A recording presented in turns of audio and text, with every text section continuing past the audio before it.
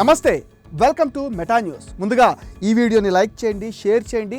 మరిన్ని interesting political updates కోసం meta న్యూస్ని సబ్స్క్రైబ్ చేయండి.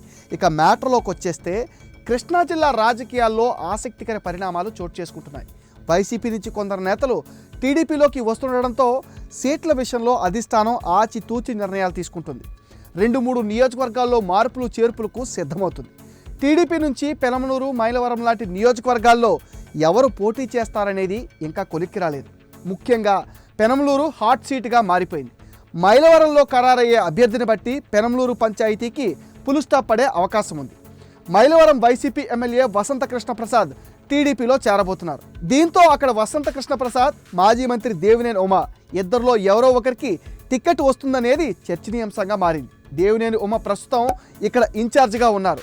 మైలవరం తనకే ఇవ్వాలని ఉమ కోరుతున్నారు. అటు వసంత సైతం మైలవరం సీటు కావాలని పట్టుబడుతున్నప్పటికీ ఆయనను పెనమలూరు పంపిస్తే ఎలా ఉంటుందనే విషయంలో టీడీపీ అధిష్టానం ఓ సర్వే నిర్వహించింది.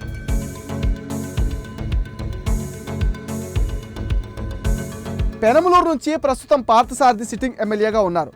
ఆయన టీడీపీలో చేరి ఇదే నియోజకవర్గం నుంచి పోటీ చేస్తారని అంతా అనుకున్నారు. కానీ అనూహ్యంగా టీడీపీ అధినాయకత్వం ఆయనను నూజివీడుకు పంపించింది.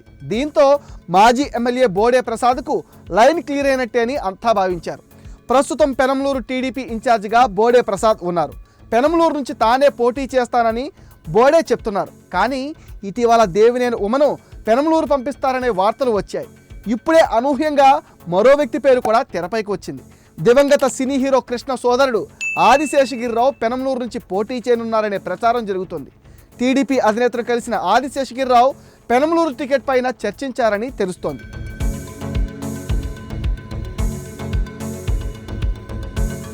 వైసీపీని వీడి టీడీపీలో చేరిన ఆదిశేషగిరిరావు పార్టీలో చురుగ్గా ఉంటున్నారు.